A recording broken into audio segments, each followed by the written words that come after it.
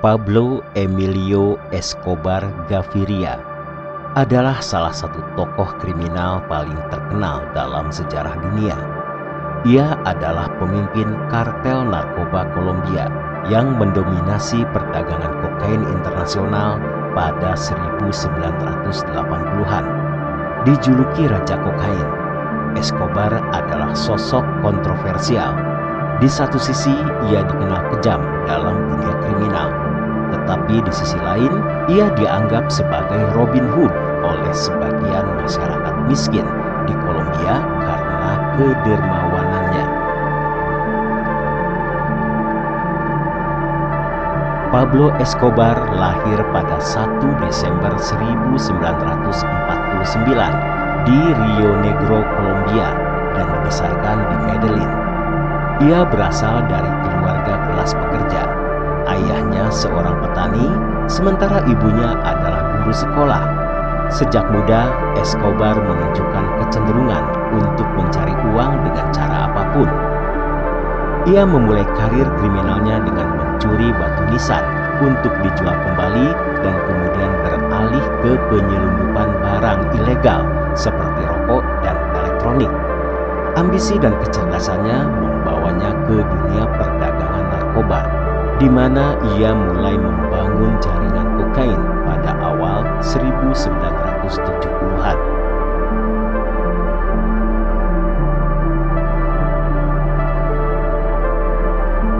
Pada pertengahan 1970-an, Escobar mendirikan kartel Medellin, sebuah organisasi kriminal yang mengontrol produksi dan distribusi kokain dari Kolombia ke pasar internasional, terutama Amerika Serikat.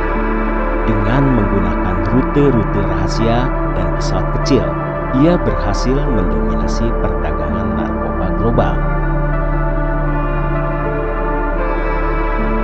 Pada puncak kekuasaannya, kartel Medellin mengendalikan sekitar 80% perdagangan kokain dunia dan menghasilkan sekitar 420 juta dolar per minggu. Kekayaannya menjadikan Escobar salah satu orang terkaya di dunia menurut majalah Forbes.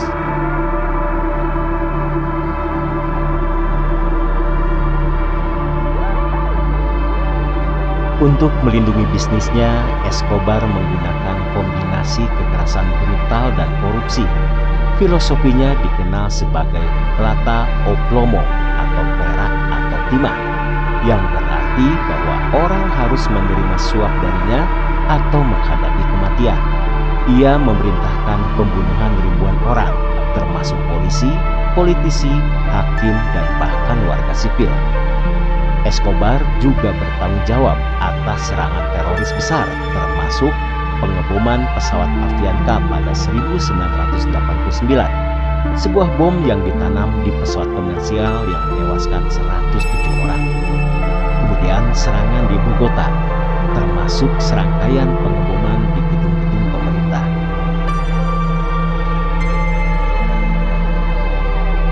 Meskipun dikenal sebagai penjahat, Escobar juga berusaha membangun citra sebagai dermawan. Ia mendanai pembangunan perumahan untuk orang miskin, stadion sepak bola, dan fasilitas komunitas di Medellin. Hal ini membuatnya dicintai oleh sebagian masyarakat miskin Kolombia yang melihatnya sebagai pahlawan lokal. Namun, tindakan ini juga dianggap sebagai upaya untuk mendapatkan dukungan publik dan melindungi dirinya dari penegakan hukum.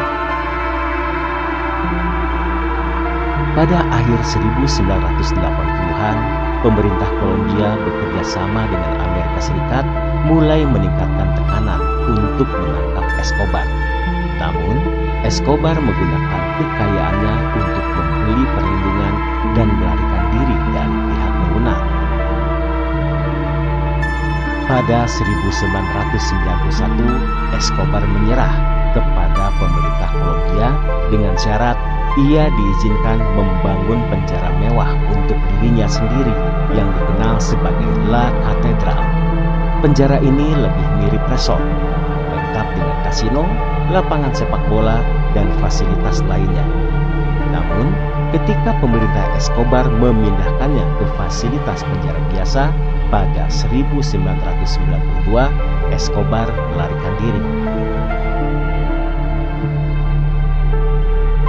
Setelah pelariannya, Escobar menjadi target operasi besar-besaran oleh pasukan Kolombia yang didukung oleh DEA atau Drug Enforcement Administration Amerika Serikat.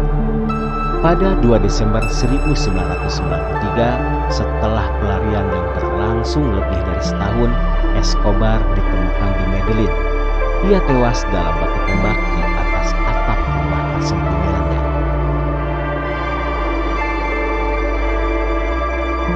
Pablo Escobar tetap menjadi tokoh kontroversial.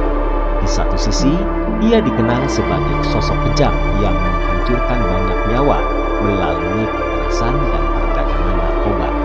Di sisi lain, sebagian masyarakat Kolombia masih mengingatnya sebagai seseorang yang membantu rakyat miskin. Kisah hidupnya telah menjadi inspirasi untuk berbagai buku, film, dan serial televisi seperti Narcos. Warisannya juga menjadi pengingat akan dampak mengerikan dari perdagangan narkoba, serta kekuatan dan bahaya kekayaan yang tidak terkendali.